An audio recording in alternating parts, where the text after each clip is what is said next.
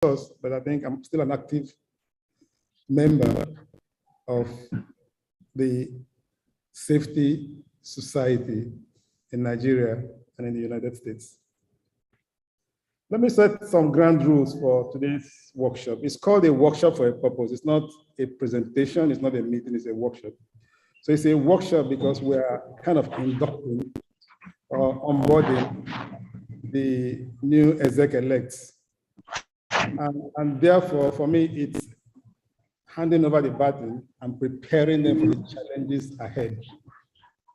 And to get to grasp with those challenges, first of all, they need to understand what I always call point A. So where are they starting from? What is the old ESCO handing over to them? There has to be clarity about that point A. And then after that, the ESCO elect will then have to meet and say, well, this is where the past ESCO has brought us to in the scheme of our mandate as a chapter. But where are we as the new exec taking this organization to?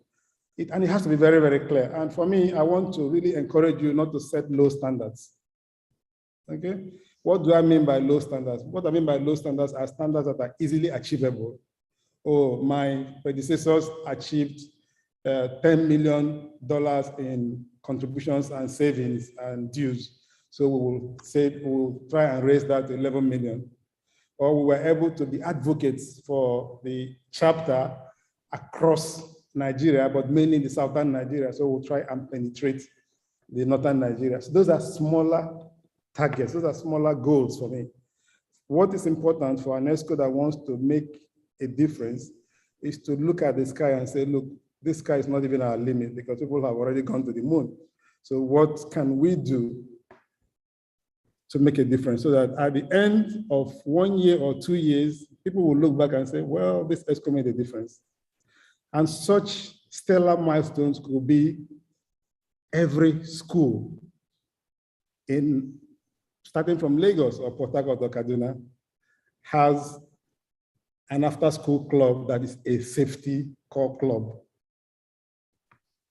for instance, okay? Or even begin to advocate for a curriculum. It might not be scored as part of regular curriculum, but across the world in Europe and North America, you can go to university now and have an elective on safety that is not scored as part of your graduation, but you see students rushing into the field to pick it as elective because they want to be enlightened on what safety is. So this, for me, are the kind of goal setting that an ESCO should be looking at and not just low bar, okay? And we can continue that discussion subsequently. But for today, I said we will be very interactive. If you're not speaking, mute your microphone. If you want to interject, please feel free and say, Amadi, I want to interject. Can you clarify on this? Or I did not understand that. Let's throw some more light on it. I think it's when we have this kind of conversation in the room that we can get the benefit of today's workshop. Okay? Okay, let me pause and just be sure that I'm still with you guys and we're flowing together. No problem. The grounds are well understood, sir. Okay, good. Yeah, so from our own end, sorry, from our end, you are loud and clear, but we don't have control over network. So I'm of the opinion, I sent a message to Mr. God that if we can record this section, should in case we miss any part of the network is actually very poor around my yeah, Saturday it is recorded. It's live on YouTube. Yeah, I can see it's live on YouTube already. So if you have your friends, you can already begin to send links to them. They can hear what's going on. Are we still there? Oh, yes, sir. Yeah, it's live on YouTube. So if you have friends you want to join, you can already send the links. But it's being recorded anyway. Okay. Right, so let's get back to the basics. So today it's about leadership. And let's just start with a clear understanding of what leadership is.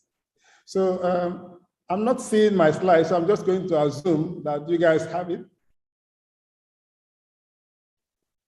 Do you have Sharing it. Can you see it? I'm sharing it. It's up. Yes, we are seeing your slide now. It's up. Yes, it's up Okay. now. Okay, so I go to slide number 2 then. Okay, slide number 2.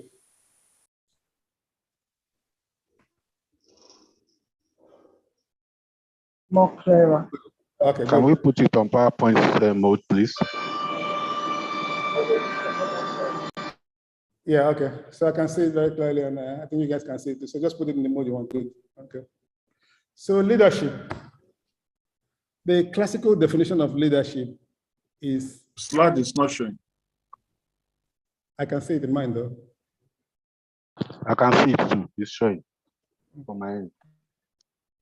I can see the slide here. So can I continue? I can't see it. Can you refresh your system?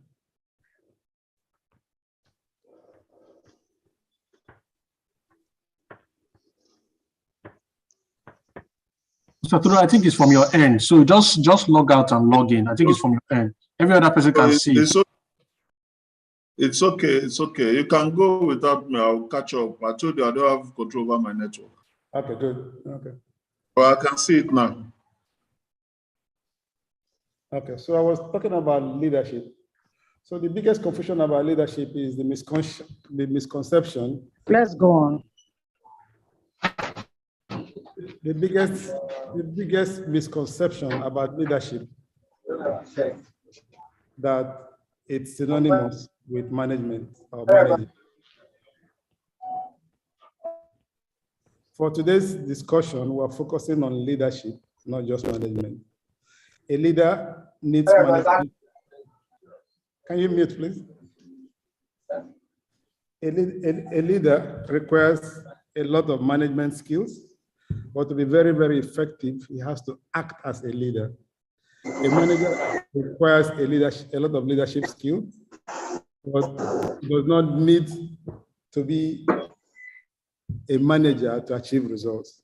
So in the context in which this presentation is prepared, we're focusing on the ability to carry your followers along.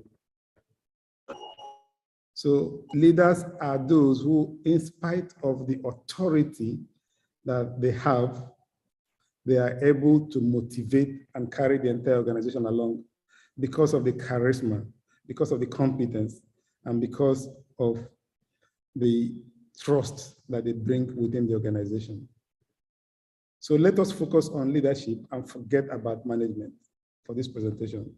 And if we still have some time at the end of this discussion, if we want to talk about management, then we can then spend some time and talk about that. But for today, let's talk about leadership. Now, as a leader, and we have looked at the list of the leaders, president-elect, secretary-elect, treasurer, delegate 1 and delegate 2. Your major responsibility is to sit in your round table and set a vision for the organization. And I already mentioned that that vision, for me, to be effective, has to look like an impossible vision. Okay, something that is off the cuff, something that is difficult to achieve. That is what distinguishes great leaders from ordinary leaders. So showing your followership what is impossible, like, oh, we want to put safety in the curriculum of some universities this year, for instance, or we want to make every oil and gas and LNG industry totally transparent and accountable for their greenhouse gas emissions or for their accident rates within their industry, and to show that the learning from those are captured. Or to even say, we want to raise a lot of money within our organization so that we can begin to sensitize the legislators and governments. So those kind of things that may seem impossible to your followers, for me, is the vision that you need to set. But leaders don't just stop at dreaming, which is the mistake most leaders make. So once you have dreamt your destination, you need to also say, how do we get to that destination? And I call that, how do we, the incremental steps that speaks to your strategy or your tactics to get into your destination. So what's the difference between strategy and tactics? strategy essentially is long term. I want to put safety in the curriculum of every school, or I want to raise 100 million naira during my reign. That is your vision. Your strategy will then be, how do you want to raise that money? It's by engaging the relevant deep pockets that can then give you that money. That's your strategy. Yeah? But that strategy alone won't give you the 100 million or raise your membership to 5,000. You also have to devise some short-term tactics. And those short-term tactics will be your planning, which is a shorter duration activity, as different from the strategy, which is a long-term outlook. So your tactics will be that, for instance, if you're looking at increasing membership to 5,000, you will say to yourself, Kayode, you oversee the West. The president, Angela, you oversee the East, and you have a target of 500 or 200, and these are the resources that you need to achieve that target of ceiling that we have given to you, and this is the time frame for the delivery. So that is your tactical aspiration. And you have to have that distinction between your vision, your strategy, and your tactics. And for me, what makes it an easy exercise for me is that once I have dreamt all of this, and it's clear in my head what the vision is, what the strategy is, and what the tactics is, I will then call in every member of the organization to a kind of a Zoom meeting and begin to sensitize them to what I would call a shared vision of the ESCO for 2022-2023, where you can then run through all your aspirations, all your deliverables, and how you want to make the organization a better place. So for me, that is the start of leadership. And I think it's important that you're clear how you want to proceed with that. Now, depending on the harmony within the executive, you could see a journey that is seamless, something they call cadence. So it runs routinely, seamlessly. Or you can see internal frictions, which will then delay all of the results and the ideas that you have. So when I say that, depending on the styles adopted within the leadership community, your goal can be enabled or impeded. That is what I mean. What I really mean is there has to be harmony within the ESCO. And if there is any friction, please discuss it very, very quickly and resolve it so that you can then focus on what you are appointed to do.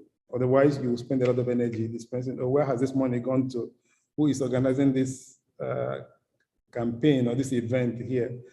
What is this? What is that? Those are not why you are elected. The reason why you're elected is to drive the organization from point A to point B. So in whatever you do, please be reminded that you're measured by that and nothing else.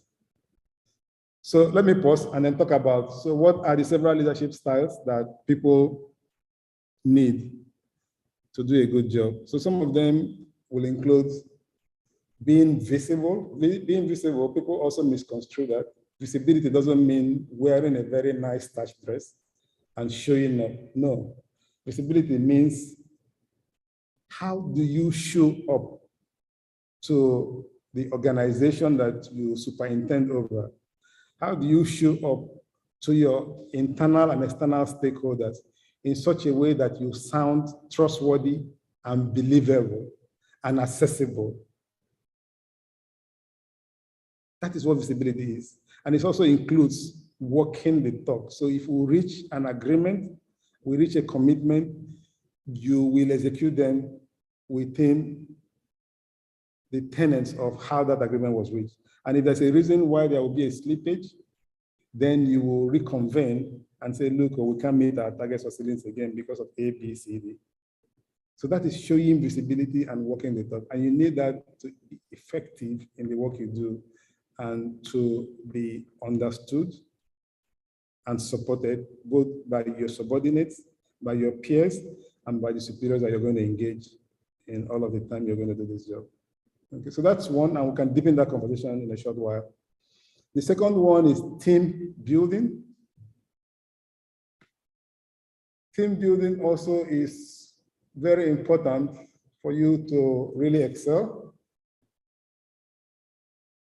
So what is team building?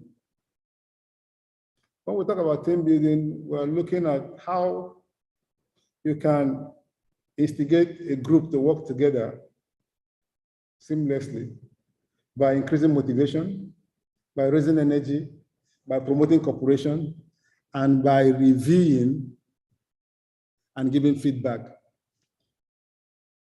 Now, team building is also used when people talk about collaboration. Collaboration actually is a better word because it means we are working together for a common goal. And collaboration, people also think collaboration is also lateral. So we are collaborating in the ESCO. I try to make that distinction that collaboration is not just within the ESCO. You also need to collaborate with the people that you are managing. So who are the people you're elected to manage? You need their collaboration.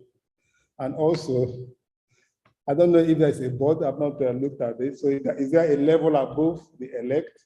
If there is none, we still have external stakeholders. So you also need to collaborate with external stakeholders. And I think it's important that you understand that team working and collaboration is about groups working in harmony and also working in sync to achieve the goal of your organization for the time. And it's akin to what I just mentioned, which is sharing your vision, but this also includes sharing your successes and being in a place at all times where no member of your executive feels left out. And that's a tough order because that responsibility falls on the president-elect. Are you with me? So be mindful that even when your council is not talking, it doesn't mean all is working well. So make it a point of duty to always go back and check. And they call that soliciting feedback. Okay? So I've talked about visibility.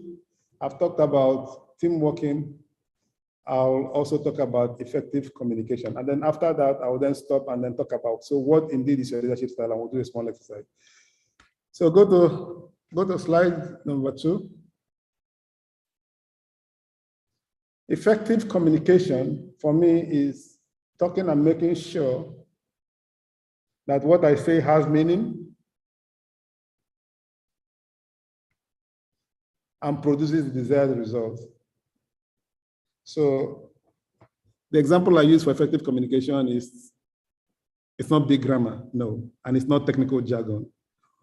You can communicate effectively in Pidgin English. You can communicate effectively in our local dialects. What's important is that your conversation is measured. You understand what you want to say, how you want to say it, and who you want to say it to. And at the end of your speech or your communication, you pull back, you sit back to check whether what you have said actually resonates with your audience. And that resonation is what we call understanding.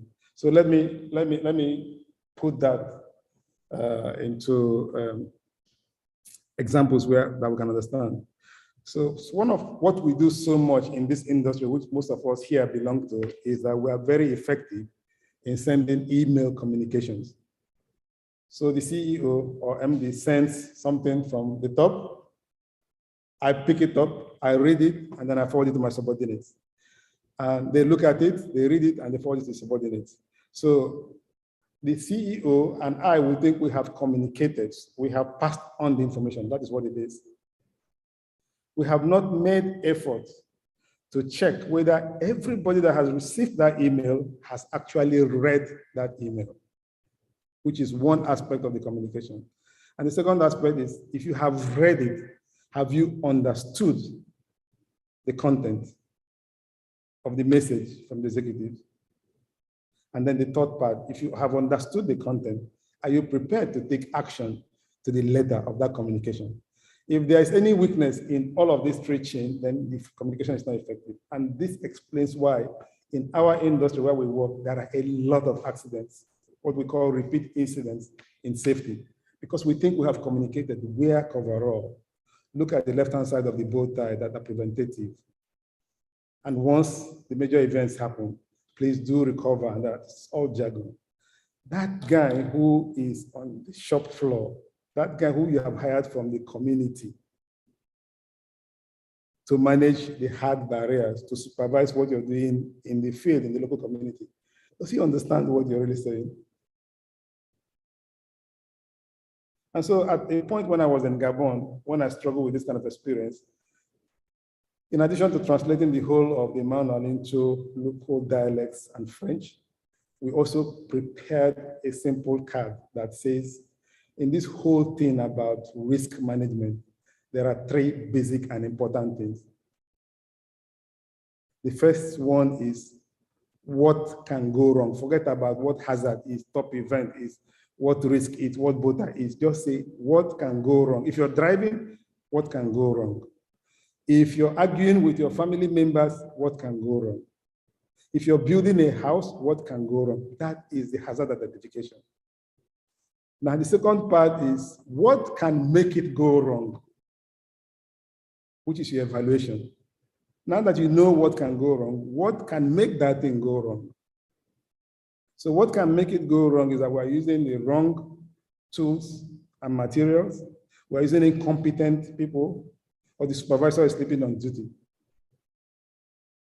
And then the third part is, what can I then do to stop it from going wrong? So three things: what can go wrong, what can make it go wrong, and then what can stop it from going wrong. And then when you break it down into this simple format, those guys who did not go to school, but who you have asked to turn on your facilities and dig the trenches and excavate for you and climb heights and lift objects, we then begin to understand. So, okay, if I'm climbing this height at 6 meters, something can go wrong. If I'm excavating, I can hit a pipe or an electrical utility line and something can go wrong. So just that for me is what I call effective communication.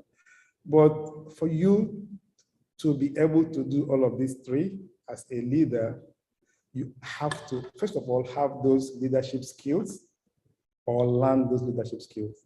And for this presentation, I've just zeroed on the visibility, the team building, and effective communication. So I'll pause, and then I'll just take a few quick questions or comments, and then we'll do a short exercise. So you go back to the slide number 1 while we wait for 1 or 2 questions. Go back to slide number 1. Yeah. So any comments or questions, you can unmute to talk, please.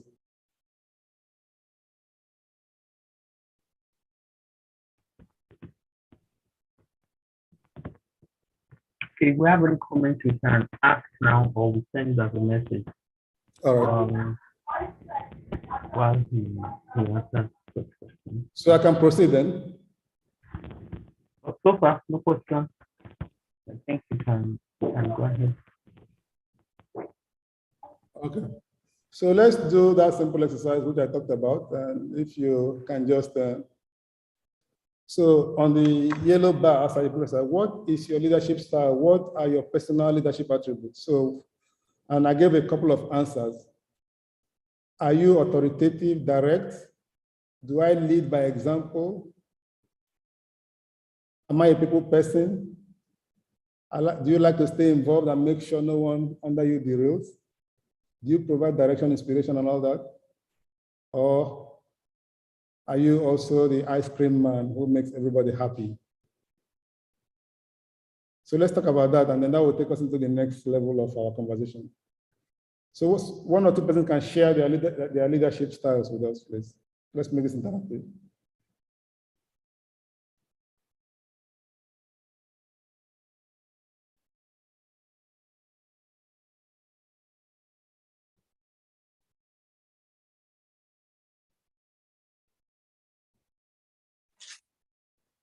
Okay, good evening. I don't know if everyone can hear me. We can hear you. Okay, yes. Okay, thank you. Bumi Bankole is my name, and I'm the incoming chapter treasurer. with respect to what you just asked as leadership style, for me, I'm the kind of person that actually likes carrying everybody along. And I try to see and ensure that those working under me are happy. And I also establish a relationship. And even outside the working environment, they can easily communicate to me, even knowing that I'm still kind of their boss at work. But I just try to create that soft and ease landing when communicating with my subordinates, so we can have an effective communication, and there won't be anything they are scared to tell me or to hide. So carrying people along is just my own style of leadership. Thank you. All right, so you're kind of a number two man. You're a people person. You want people around you to be happy. You support them. You focus on the result, and you deliver the result. Okay. Any other person who wants to go?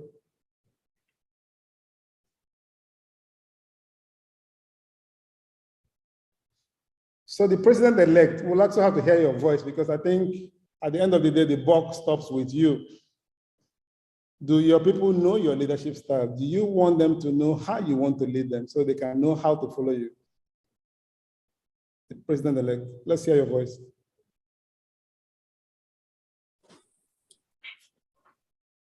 Hello, good evening all. Yes. Okay, sorry. I think we still have, we still have two president-elect. Oh, okay, sorry. So any of you can speak, please. So when we are saying president-elect, exactly, so that we'll know what we are speaking? doing and what we are saying. This is Fatima Zubar. Okay, good. Yes, okay. sir. I heard your voice. Please, let me hear your voice. Yeah. Okay, thank you so much for this. I'm sorry that I came in late. The network here in Escravos is very funny. But at least for the little while that I got in, I was able to get one thing. My own leadership style is I like to carry everybody along. I like to hear from people, get feedback, work together. I bring my idea, you bring yours, and we'll table it and see which one will work well for the benefit of all, or for the purpose of what we want to do. Because in anything that one is doing as a leader, you are not supposed to be selfish. You need to carry everybody along. So that's my own style right from time that we're doing to get everybody involved. We still delegate, then still follow up. I don't just like to delegate, give things for people to do, and at the end of the day, don't follow up. That's not being involved in. So I like to get involved. I'm like, okay, please handle this. We'll still follow up so that the people to your delegating will know that you are involved and you carry them along with respect. I think for now, that's what I have to say. All right, thank you very much. So what you said also covers part of item 3 and also item 4. So very, yeah. I think this conversation is good because sometimes people in meetings, especially presidents, secretaries, will say something innocently. And because you guys have not worked long enough to build trust amongst yourself, some other persons within the room might misconstrue it as selfish or distant. So it's important that people understand themselves and say, well, I give this president the benefit of the doubt. Even though this sounded like this, I think she did not mean it that way. Why? Because she's demonstrated over the years that she's a people person. She carries everybody along and she does not spit on anyone's grave. So those kind of conversations should be helpful going forward. So thank you very much, Yes. for your input. Thank you. Yeah. Thank you, sir. All right. So does anybody want to add any other thing? Otherwise, just let's go to slide number 3. Let me just cover a couple of things that I have not covered, and then we'll move to the last slide. This is actually going faster than I thought. So thanks for your time. So if you go to slide number 2, number 3, there are a couple of things over leadership visibility that I've not talked about. So commitment is important. Commitment means if you say we are meeting on this day, please be there on the day that you have said we are meeting, okay? If you have said to one of your subordinates or the sub-chapters that, look, we are going to commit money for this project within your constituency, then please mean what you say and say what you mean. So that's commitment, okay? The other one expected of leaders is participation. Participation is very important because most leaders just think that once they're appointed leaders, then they become the managers of the organization and then they begin to delegate everything. No, sometimes you have to show up to the troops that you manage and work with them and shake their hands and ask them questions.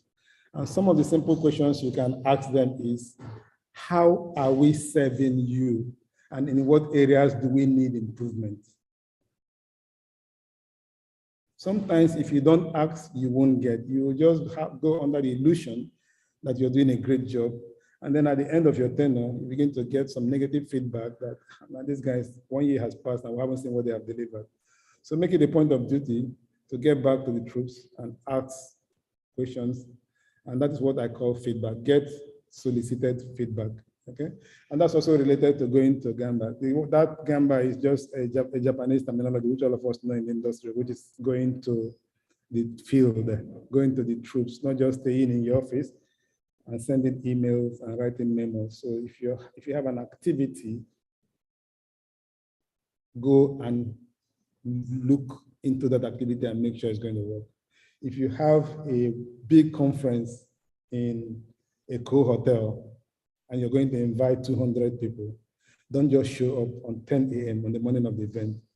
Go there a day before and make sure that everything is ready so that when you walk into the hall the next day, things will just move in cadence, okay? So on building and team building and collaboration, I think I've covered everything.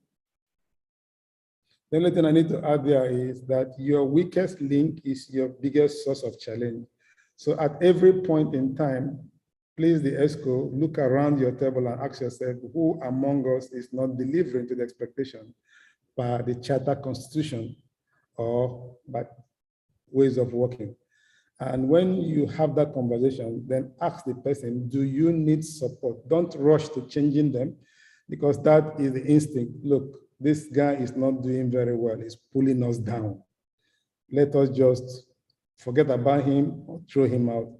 That is a human tendency, but please resist that. You're better off if you can go back to him and say, guy, we see you're falling behind. How can we help you step up? And when you have that conversation and he feels that he's got his back covered and he's supported, he's definitely going to step up, okay?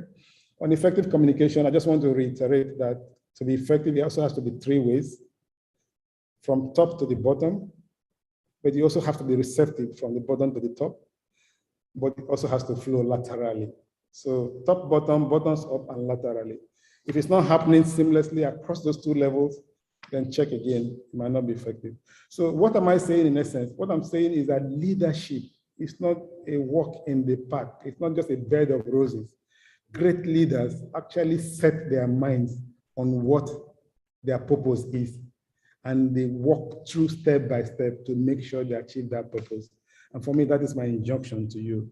Because when you do this one well, then the sky will be your limit. You will then be looking forward to people who say, oh, he did a great job in ASSP-NC or ASSP-NC. So let's give him more responsibilities. At a point in time, who knows, you might become a minister of labor for the country, where you can then go and begin to influence the safety terms and conditions of the labor market, which is not happening at the moment. Okay, so let's go to slide number 4, which is my creation, which I really like. And then we can then spend some time. So we talked about styles, but let's talk about attributes. And when we talk about attributes, we're focusing on things that are either innate, so something you bring to the position, for instance, authenticity, or something directed, which is your mandate to move this organization during your time from point A to B. Or 3, the influencers for making sure both your traits and your mandate become apparent and manifest to give the result, which is collaboration. So the relationships you build and how you work as a team. And then finally, the performance, which is so you are bringing your personality, you have a mandate, you have the influencers, and then you have a result. How do you make sure you achieve that result, which I call performance? So we'll talk about these 4 attributes, and then we will stop and take questions and answers and then end this conversation, okay? So let's start with authenticity. For me, this is about speaking the truth all the time, even at the risk of offending people. What do I mean? So what I mean is most people in this country today have become yes men because they want to be on the good side of their superiors. Some people call that psychophancy. Some people call it bootlicking. Some people call it cartooning. But that makes the organization suffer because there is no mirror on the face of the ESCO that then shows them how well they are doing, or specifically the areas of improvement. So authenticity is speaking the truth, even if it's risky politically or even socially. It's also creating a culture where difficult issues are raised, but are resolved within the family. So it's okay to hold deeply held views. It's okay to hold your views that, look, we're going in the wrong direction. But once you have aired your views in the meeting, in the room, and the majority says, yes, we have heard you, but this is the direction we are going, then it's incumbent on you to accept that majority decision and move in that direction as your strategy or tactics. And not go back into the organization and begin to put bad blood within the subordinates. I don't support that thing where they talk. Me, I'm not part of it. It's not going to work. I don't like where they're investing this our money. This is not what we agreed. You should not do that as a leader. You should not do that as somebody who is working in the team. You should also not do that if you're authentic. Because at the end of the day, authentic leaders exhibit consistency in what they communicate, and they do that because they want to create trust within the organization. Are you with me? So that for me is authenticity, and it's an attribute that is critical. If you don't have it, there are a lot of books you can read these days to get them. And if you want more conversation on this, we can have that conversation. Okay. One of the ones I use, and I think I've used this in LNG and also Shell in Nigeria when I go into new position, is I tell people that there's a difference between being arrogant and being assertive. Assertive is being consistent and making sure your voice is heard and saying what you want to say until they understand it and tell you, we understand it, but we don't want to go that direction. You have asserted yourself. Being arrogant is when you try to make your point and you don't want to listen to others, and you say your way is your highway, and if they don't want to take your way, you walk out, or this thing is not going to happen. You're being arrogant, and that is not good for leadership. So be assertive. But for you to be assertive, you need 3 key components. You need your self-confidence,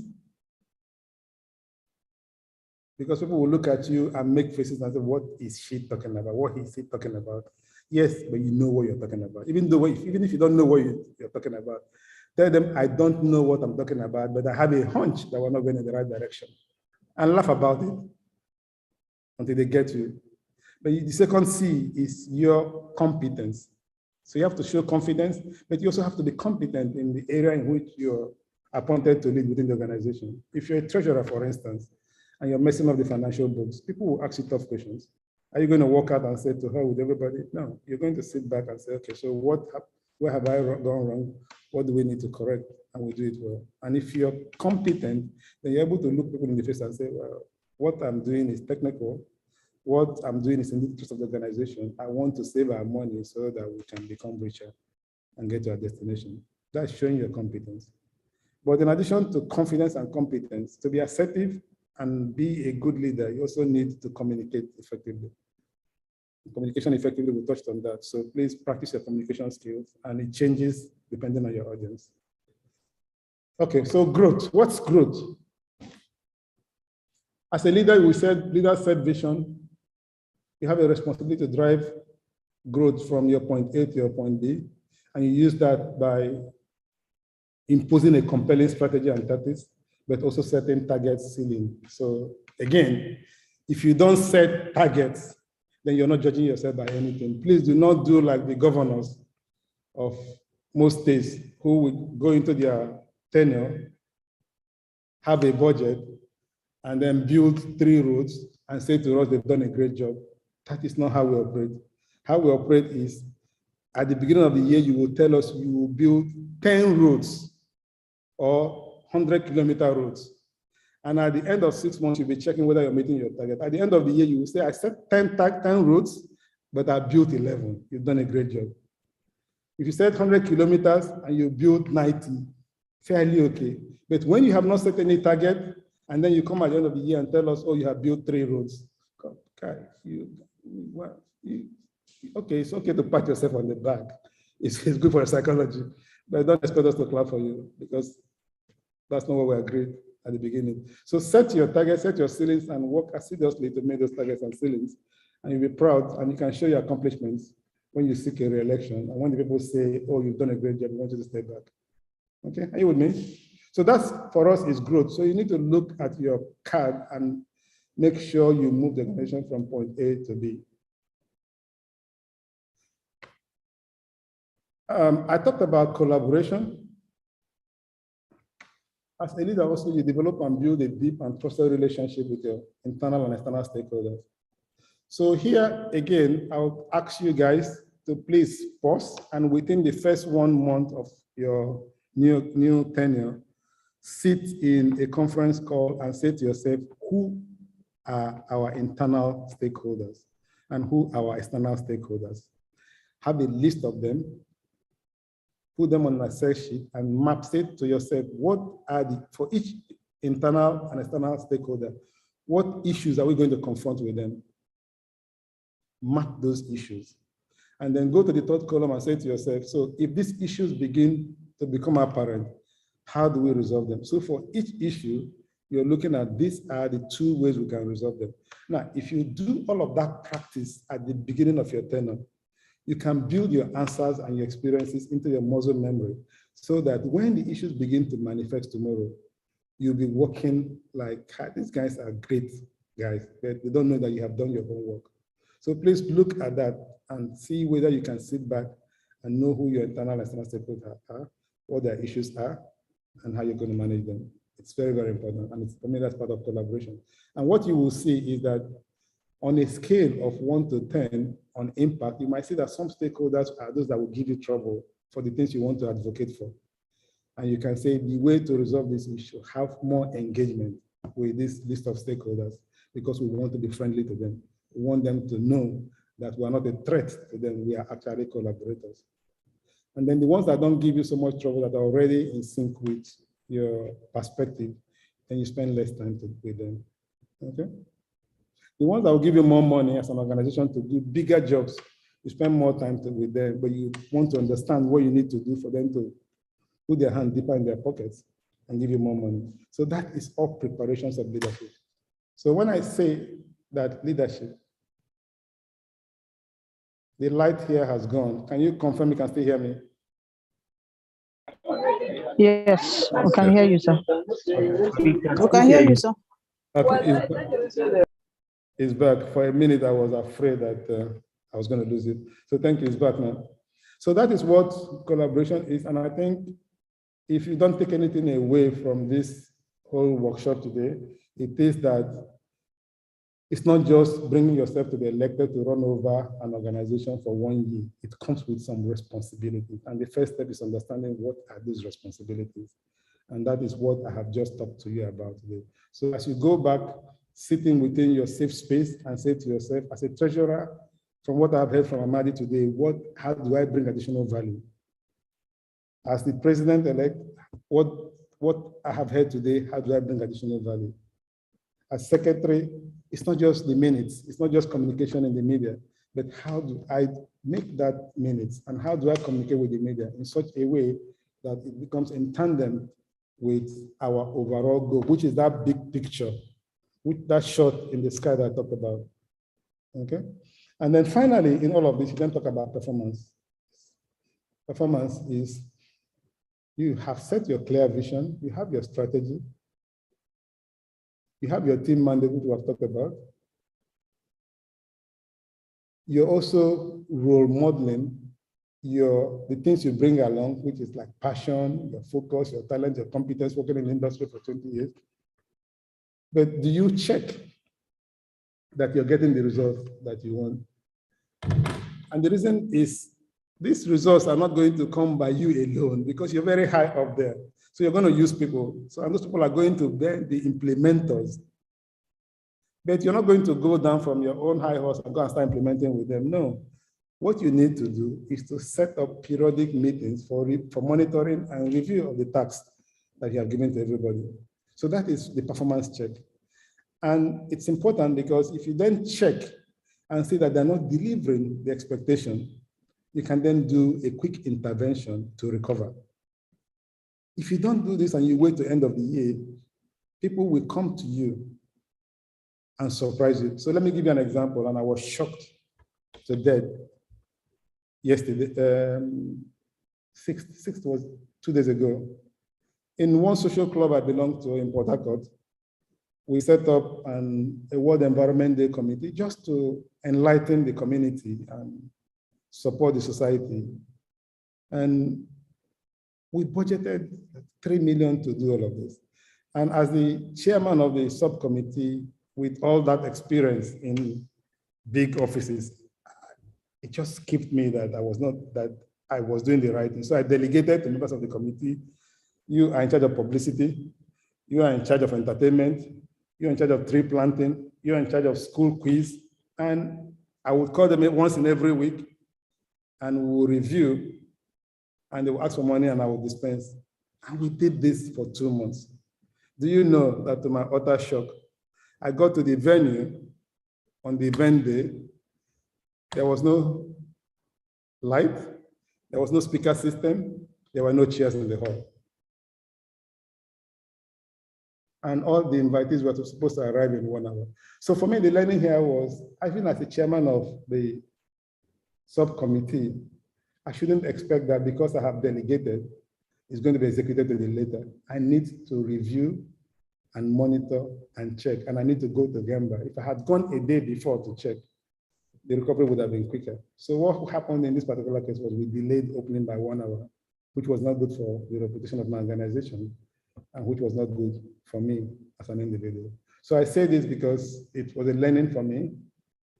After 25 years, retiring in the industry, working with a lot of professionals, and then coming back to the public to work with people who have worked 30 years in the ministry, worked 20 years as teachers, and for them, what you say can always be resaid, and it doesn't mean that you can hold them accountable. So I hope that this learning is not the case with ASSP-NC, that we're much more professional and we can do better. Let me show you the last slide and we can then end with that. Slide number, last slide, please. Yeah. Last slide is my summary slide. And essentially, it talks about a few things. Again, think deeply. And if you have to laugh at yourself, laugh at yourself. Are you an authoritative leader? Are you too direct? Do you micromanage? Are you a people person? Are you the one that says, okay, I didn't want to do this work, or they just elected me, so let me just attend the meeting and anything I say I take, so I don't really care? Are you one that when you're asked or given a responsibility and the next time you're asked, oh, I don't know, or like we call it in my industry, work in progress. When they say give an update on where you are, I say work in progress. I say, no, what work in progress doesn't mean anything. That progress line, what stage are you? Let us know so we know where we're going to intervene. Okay. But beyond all of this, for you to be very, very good, you need to carry people along, be trustworthy, be honest, be a motivator, coach, and at the end of the day, you'll get good results. Okay. I'm going to stop here. I wish you the best of your tenure. We are here. I served my time in the industry. I have backed out after 27 years. I am proud of what I have accomplished. I'm proud of the people I have trained and left behind. And I know that we will only go one direction, which is growth upward and make Nigeria a better place for the safety of the industry. And God willing, with organizations such as this, the sky's our limit. Thank you for inviting me. And I now open it up to more questions and answers.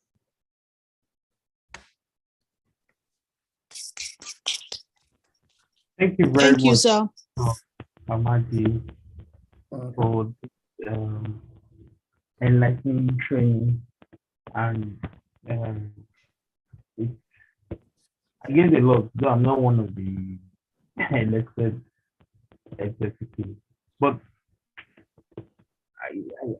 I'm sure they have one or two questions to ask you in what you've learned. So if you have any questions, please just kindly unmute your mic and go ahead with the question for Dr. Amadi. I'm sure he's listening.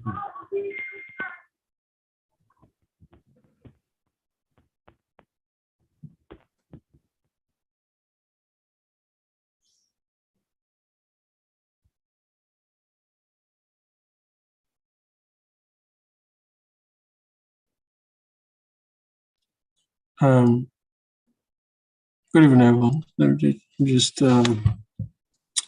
confirm you can hear me, Coyote. Okay, hear you. Yeah, just something to actually, I just wanted to share with you. I know you're quite a very strong industry leader, very little interaction and interface with you, very, very eloquent and very, very sound.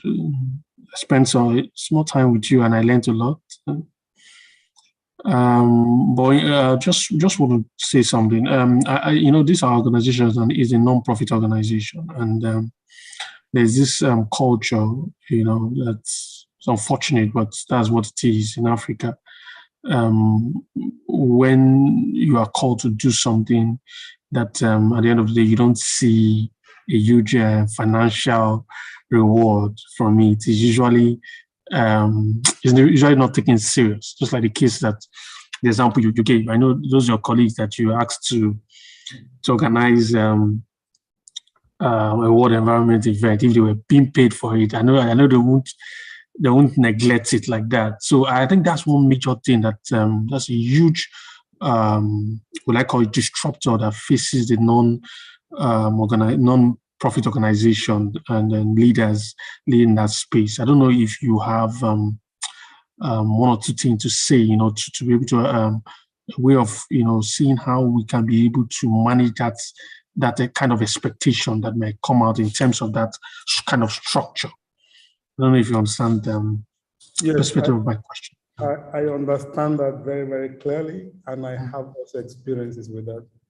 So my experience with this, and I say from my time in the US, people who are called to serve in non-governmental organizations or not-for-profit organizations like this are those who have some sense of accomplishment and, for example, want to give back to society.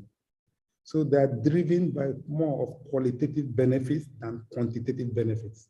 I know that this is easier said than done. In an economy like ours, in a country such as ours, people want both. But this is where the organization have to set some very high standards and criteria and try to make it difficult for those who they know are not bringing value or are driven by things far less than what the organization requires to be then thrown into positions of responsibility like this, because rather than take it up, they will bring it down.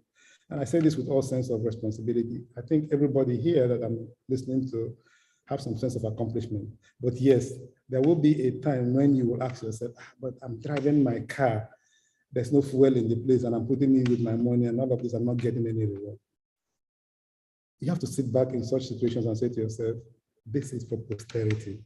At the end of the day, what do I want to be judged by? So if you, again, this is not blowing my trumpet.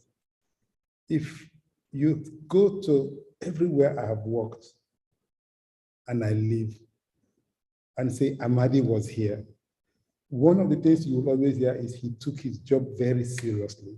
He demonstrated technical competence and he focused on achieving results. For me, that's a lot better. It gives me a lot of satisfaction than saying, oh, Amadi made a lot of money when he was here. I'm not saying making money is a bad thing. I don't criticize people.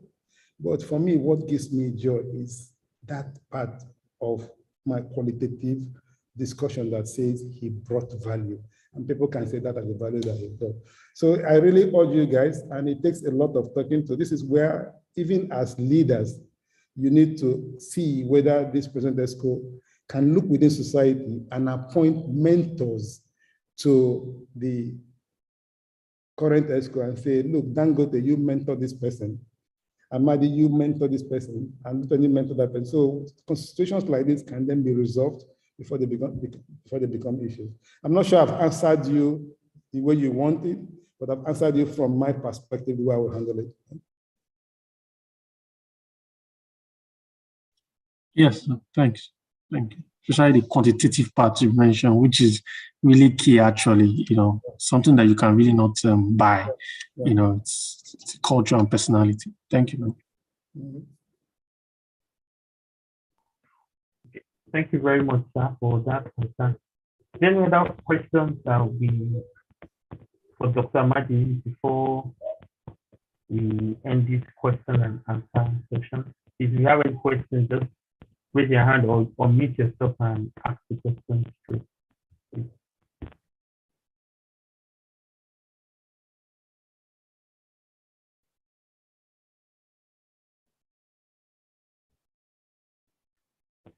Okay. In the absence of any other question for our resource person, we would like to say a big thank you to Dr. Amadi for taking the time out to give us this training. It's been beneficial, I'm sure, not only to the new elected executive, but also to those of us who are part of the electoral committee. Some of us also aspire to be leaders in so many other positions aside ASSP. So on behalf of the electoral committee and the new leaders, we would all like to say thank you, sir. We appreciate you for taking your time out. We hope when next we call on you, you'll be able to find time to answer. So I will be handing over to Mr. Victor, who will take over. Mr. Victor, please. All right, thank you. I don't know if I'm actually. Sorry, just a minute. Let me confirm that I'm actually sharing the correct. Okay, I think I was sharing the wrong one. But I have a question. Okay, go ahead. IPP, go ahead.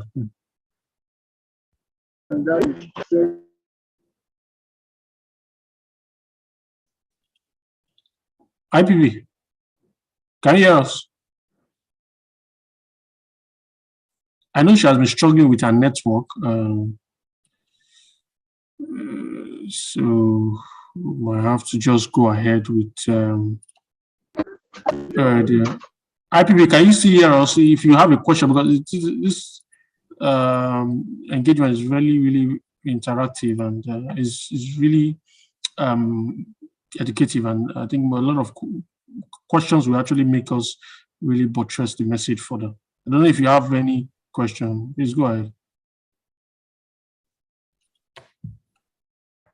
Okay, I think they have sent it as a message. Let me. Okay. You can read it. Yes. What's the best possible way of managing crisis within leaders? What is the best possible way of managing crisis within leaders? All right, so that's also a very good question. I'm assuming the crisis is related to the mandate of the organization. The biggest one that causes problem is finance, and then the second one is ego. Okay, the finance one can be easily avoidable if there's transparency in accounting. But the ego one, even in the presence of transparency, if your ego is too high, then there's a problem. So let me approach this in two forms. So let me discuss how we can prevent it, and then I can discuss how we can stop it from happening. So the ego part, and I take from a deep discussion from my older mentors. They say, when you go into a meeting, when you go into a discussion, don't go with your ego. And on the surface, that advice looks difficult to understand. So don't go with your ego. Is this something tangible you're carrying? No. What it means is, if you're debating, if you're arguing, if you're making a point, make it because you want to be educated, you want to understand, or you want to sell an information. And the reason is because once that position you have taken is punctured, if it's attached to your ego, then your ego is hot. But if it's not attached to your ego, you'll say, okay, I see where you're coming from. Even if you do not understand it and you do not agree with it, then you can then agree to disagree, but it's not attached to your ego. Your ego is not bruised, so you're not getting hurt and there's no crisis situation. So please, as much as possible, try and avoid ego trips within this organization. Now, in spite of that, if there's still a problem that is manifesting into a crisis, the best way to do it is, first of all, not for the whole of the ESCO to intervene. It's for the two persons who are at the crisis situation to take a time out and go and discuss the issues. And as adults, if they listen to themselves, they will go through all the circles of anger, denial, and relief, and then go to resolution. So what am I saying? What I'm saying is, as the president-elect or the secretary, if you sense tension within the organization, do not sweep it under the carpet. Don't allow it go to a crisis. Call out those two guys and say, look, we think that it's an unresolved issue. Say it politely and give them a timeout to go and resolve it, and let them assure you subsequently that the issue is resolved. Now, if it fails to be resolved, then that is where intervention is required. And that intervention should not come with everybody in the room. It should come with a few persons who the disagreeing parties have deep respect for. So it either has to be the president, the secretary, or one member of the ESCO or the delegate who they really have respect for. And the role of that person is to get harmony, not to accentuate. So when you go into that crisis situation, you listen, you ask questions, and you ask for resolution by pointing them out to the overall good organization. Mr. Chair, how about you? You remind them that this whole issue, this whole crisis, it's not good and it's going to affect our overall mandate and our tenure. And if they can bury it, the better.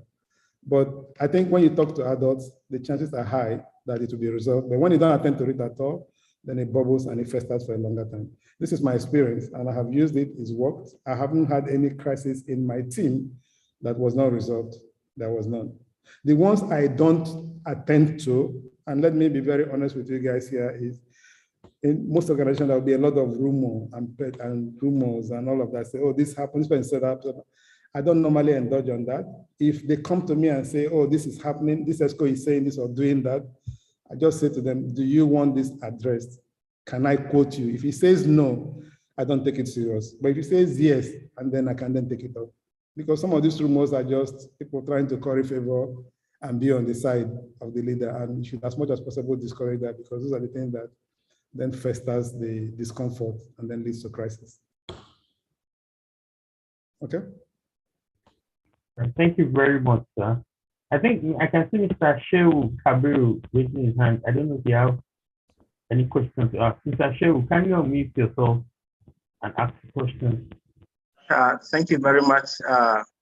Good evening, this house. I want to appreciate you. Before I said anything, I would like to appreciate the presenter and also the nomination and electoral chair lead in person of our able IPP, Madam Messi.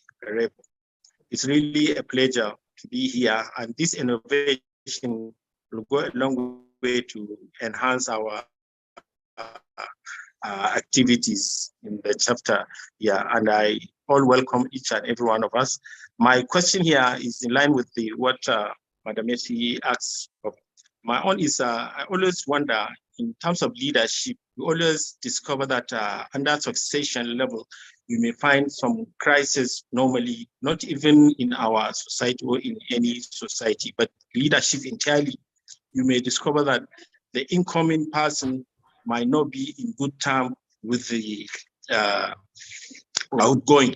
And this trend has been moving for quite some time. I always ask myself, what is responsible for such a kind of a thing? I would have wanted to make this question earlier, later, but I just come up with it when I saw what Madam Messi put in, because it's in my mind that I wanted to ask something similar to what she has asked. Thank you very much. Can I be direct with you?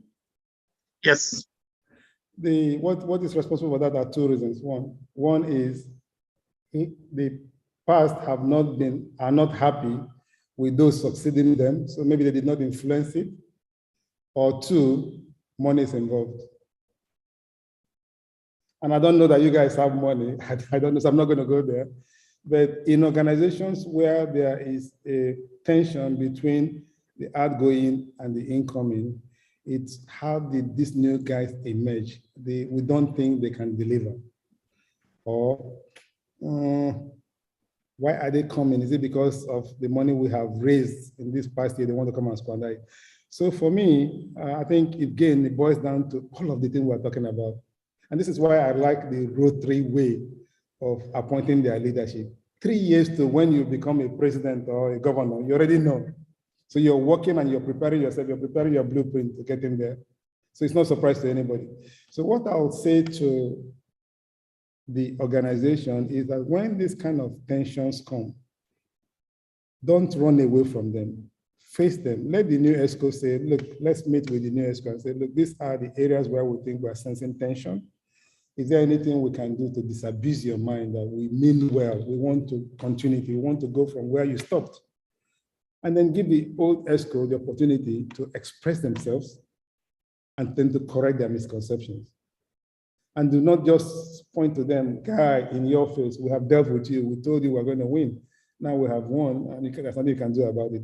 That is not also very, very good. Okay. So there are no right or wrong answers. I think all that is important is in the communication and in also knowing that you're coming to provide service and not what you're coming to gain from the organization. And if you have that mindset that you're coming to provide service, then it's easier for you to liberate yourself. And even when you're hearing negative words about people not liking you, you're able to confront it with an open mind and say, look, I think it's a misconception. I don't think these guys don't really like me. I think they don't understand me. So let me clarify who I am. I've also had this experience. I've been to places where people say, look, before you even arrive, they've heard stories where you're coming from. It's too tough. I mean, he holds people hostage on issues of safety. Okay, this is about my life. If I don't hold you hostage on sense of safety, if I give you a pass and you get hurt and somebody dies, the organization will continue, but my conscience will be with me forever that I had the opportunity to correct the wrong and I did not do it. So I will fight with you first, and then I'll come back and apologize. And we'll continue as friends. Okay?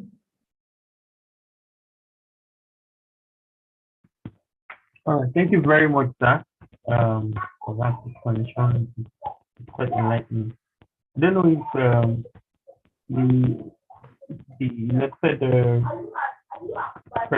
president-elect has any question or comments to make. Madam Fatima Subaru, I think you have any question. Okay. Good evening, everyone. No, okay. Sorry, my president, thank you for that. And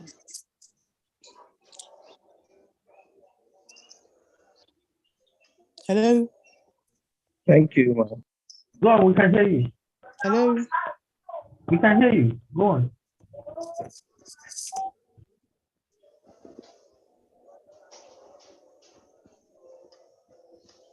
Oh, okay.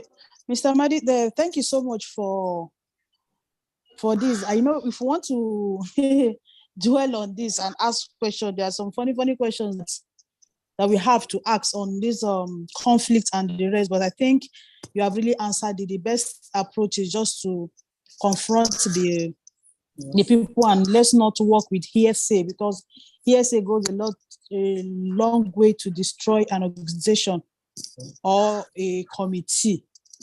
So I think with what you have said now, I will take to that, because the truth be said, we've heard a lot of things and we've seen some signs. But like somebody like me, then naturally I just ignore and just let it be.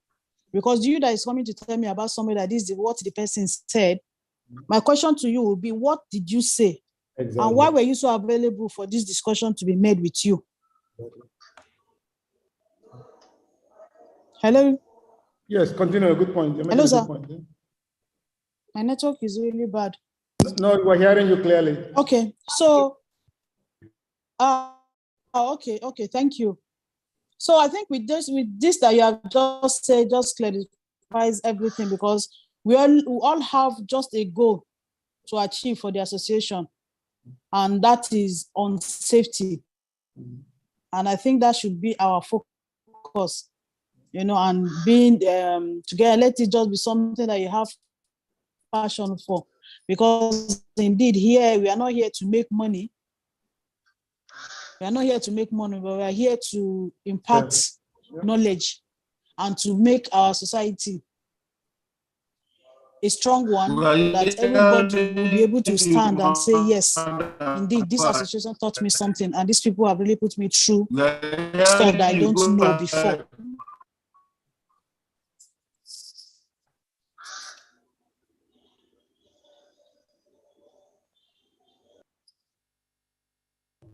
Hello, Ms. Fatima.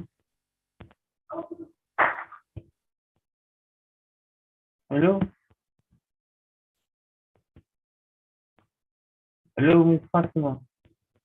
Yeah, nobody's speaking again. I think we lost her there. There was an interruption while she was talking. That was what happened. Oh, okay. Okay.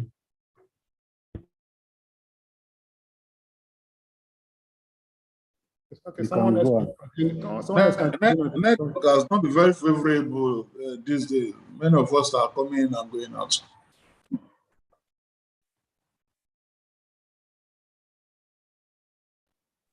Okay, Mr. Tommy, if you have any questions, can you type it so we could read it out for you here? Your network is not too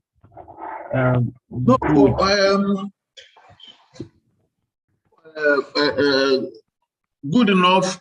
In my office, we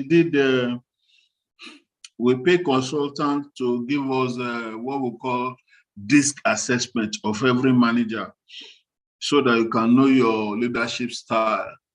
And as I talk to you now, we are still on the assessment of each manager's DISC analysis. So what Dr. Amade has just said, I'll tell you the truth, just part of what we'll be discussing, and is very much on point. So thank you, sir. I don't have any question for now. Probably as we continue, and if I have anyone that comes to my mind, I can reach out to you as it were. Thank you. Good. Thank you. All right. Thank you very much, Mr. Tolu. Before I hand over to Mr. Victor, I just want us all to say big thank you. We can all unmute ourselves and say big thank you to Dr. Amadi once more for taking out time to do this. Or you can just type it, just type thank you in the message box. I'm sure he will see it. Or you'll mute yourself and say thank you, Dr. Amadi. We all appreciate you. Thank you very much, Doctor. Thank you very much. We appreciate you. Thank you very much. Very interactive. Thank you very much. Thank you. Thank you.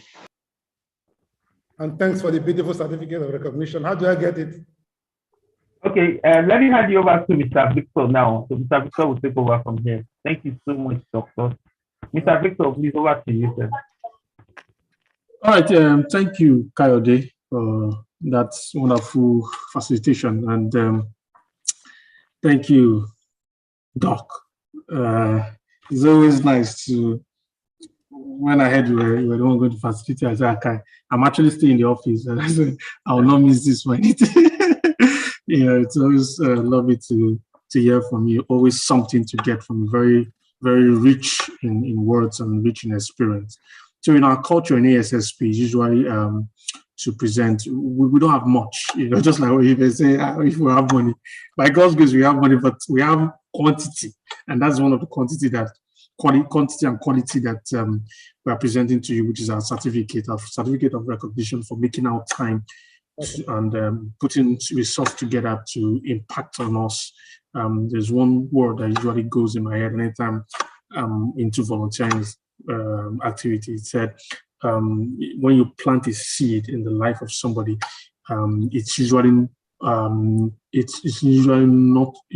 awesome that you can't even quantify it.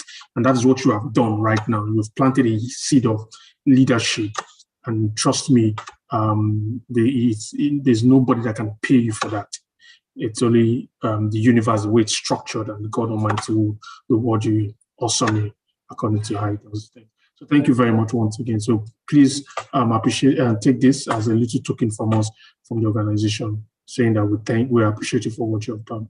We look forward to having you come whenever we call on you.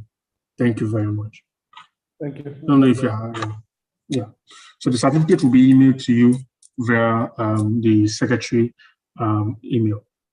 All right, thank you. Thank you so much. So at this point in time, we would just like to, according to the agenda, we would like to just, I know that we've learned a lot. It's very rich conversation. Actually, our IPP that's supposed to do this, but I'll do it on her behalf because I know she's struggling with her network because she's on transit. So I would like to call on, at this moment, I would like to call on President Shehu. He's the present president who will soon be handing over. He's my boss, actually. He spoke earlier. So I would like to call on him for just one or 2 minutes of remarks and advice from what we've heard today. So President Shehu, please, can we hear from you? Oh, I think he has dropped off because I can't see him on call. All right. I don't know. Napodia is also not on call. I think he's.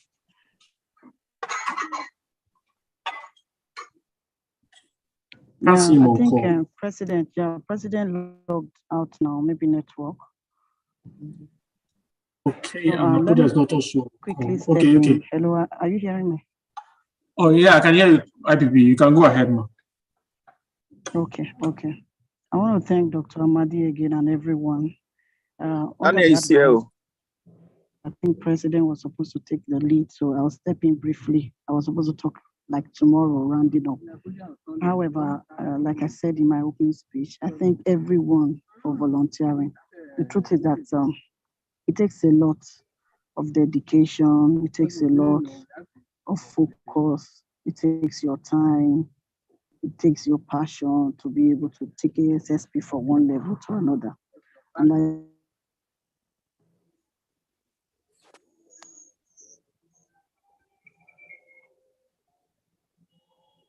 I can hear you. Hello? I think she's having a network problem. Yes, she actually complains because she might be on and on. So, Emeritus Dan, you are actually on the list of persons, you're one of our past presidents with so much knowledge of the association. Please, can we just have 1 or 2 minutes of your remark with respect to what we've heard today? Yeah. So over to you, Emeritus. Okay, good evening, everybody. First of all, I want to say a big thank you to Dr. Amadi for this wonderful training presentation. If during my time I had this training, maybe I would have done better. But however, for the incoming executive, I first of all want to thank you. Dr. Amadi have said it all. During your ESCO's meeting, you are going to have conflict, but the most important thing, resolve it within yourself before you go to the general house. don't say that, okay, you did not support the decision of the ESCOs and everything. As far as you are in there, any decision that is taken by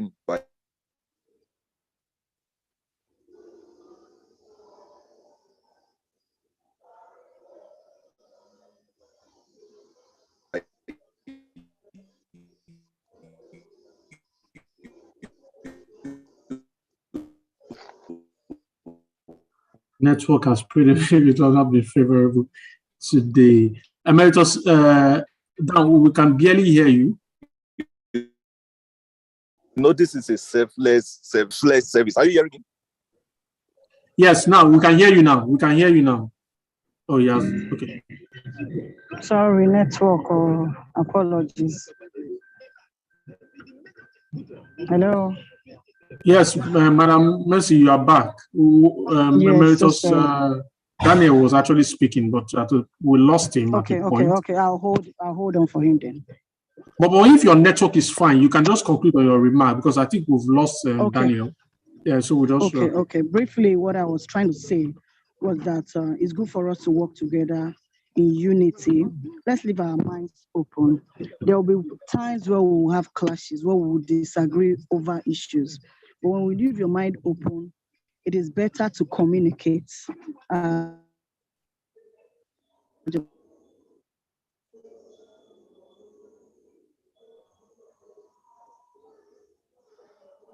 Hello?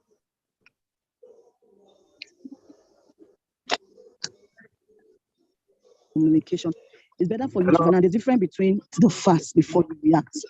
And so if you are open to ideas, you hear something, you feel something that's not right here, either that has to do with your office or your person, quick and fire and find out.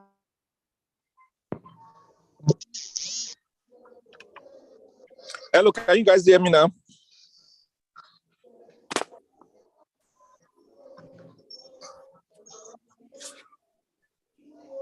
Yes, the network is really bad. The pace of that person completely different from what your thoughts are, and that's your inquiry. But when you please try and have an open mind, resolve it, communicate, seal it, and put it behind you, close out, and then proceed again. When you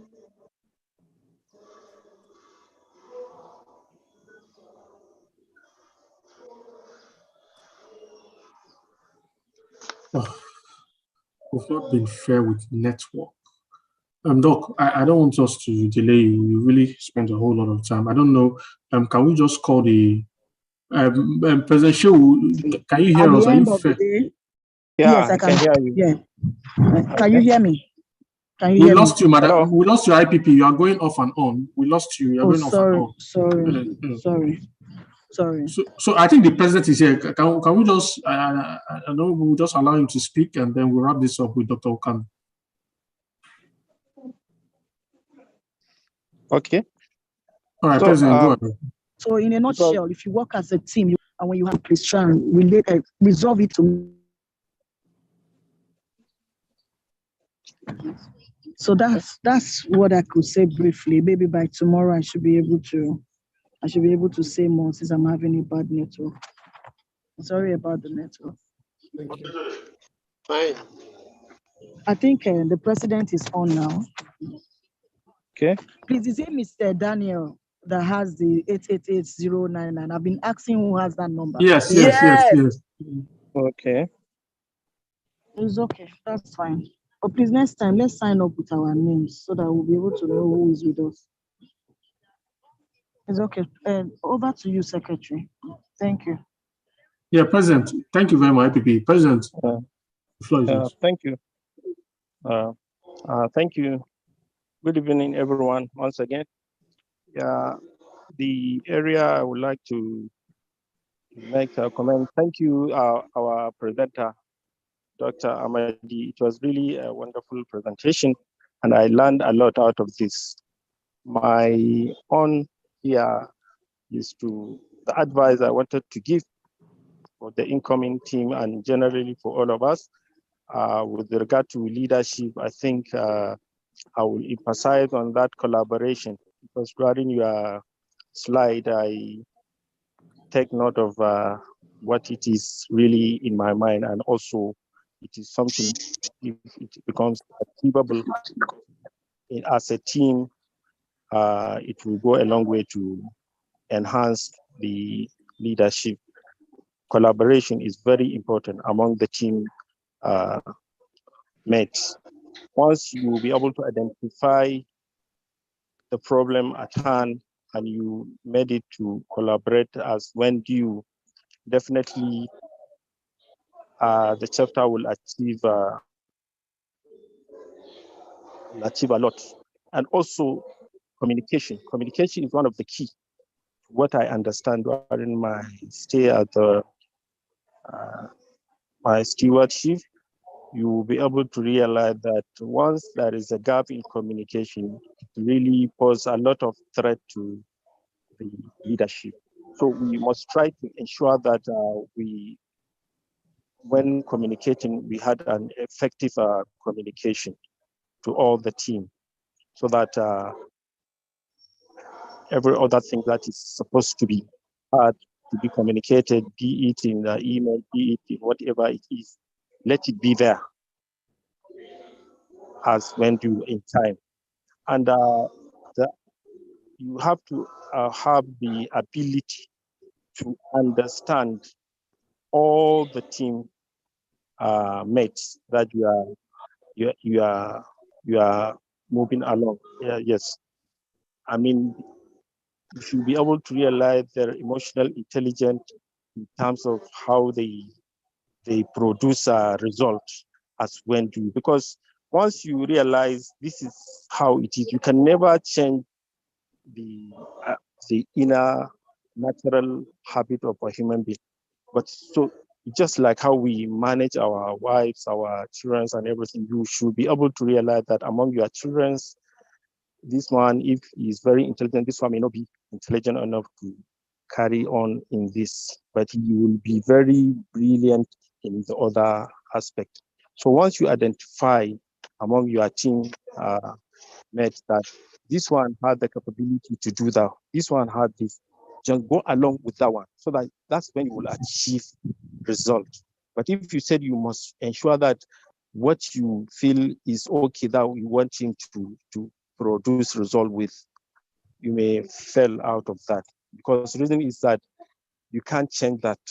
So I observe situations like that it is very important when applying your leadership, try to understand your colleagues, know what they want at when, and also it doesn't take you anything to be on your knees to any one of your team members to get result out of what you want. If it means getting on your knees to plead with him to get things done, the credit is not for him alone, it's not for you, it's for all of you. So once you will focus attention into issues that relate to that, you will achieve a lot. And also at all the time, control your anger. In anything, control your emotion. It's always the most important thing, because the only thing is when things become difficult and you realize that it may turn into frustrating your effort or something like that, speak to anybody among the team. Don't look at it as if, okay, if this guy could not do that, you begin to have a kind of feeling for him that will make you derail from your focus. Is very wrong. Just move to another person whom you realize that can execute as well as the other person who cannot be able to do it at that particular time. But make sure that it is on the belief that it is a teamwork, not that you assign the other person that he feels somehow that he is superior to this or that. No. And at all the time, when you have anything that it might not be difficult, it may be difficult for you to execute, please relate well so that assistance can come from the team members. In fact, the leadership, to what I observe, I always made it to the experience I had. It's not about you being like, say, the president or whatever it is. It is about you team members. Those surrounding you are the leaders. It's not you being the president, because that is naturally how it is. The experience they gathered, you are expected to grab from those experience of all of them, then mold it within yourself and produce a result to that. That is a little things I can just give as my observation. I mean, or I can say experience. Then that'ly, I think, not to add more, maybe later as the time goes, we'll be able to synergize more. Thank you very much, and God bless each and every one of us here. Thank you. All right, without wasting more time, Dr. Okando, please just give us a closing remark. Thank you, President Shiu, for that good remark. Please, just 30 seconds so we wrap up. Thanks. Did you find out if Mr. Dan has finished? Hello? Okay, Mr. Secretary, thank you so much for... Dr. Okando, please, can I just check if Dan wants to say one or two things? I know he has network challenges. Emeritus Dan. Have I been heard? I hope I have finished. Don't worry, Secretary. I can push it till tomorrow. Let's round up. Okay. Thank you. All right, Dr. Okando, over to you, please. Yeah, President, we heard you clearly. We heard you clearly. All You're right, fine. Thank you. All right. All right, Dr. Okando, over to you, please. Yeah. Dr. Amadi, I want to thank you so much for the presentation this evening. It was quite exhausting and enterprising. There are two key words I've got this evening, and that is the ability to make a difference and add value to humanity. Thank you so much.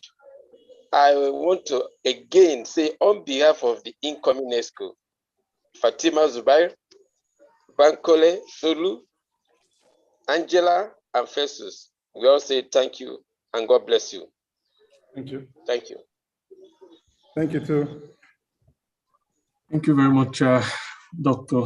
Amadi. Sorry, I know we've taken a whole lot of the time.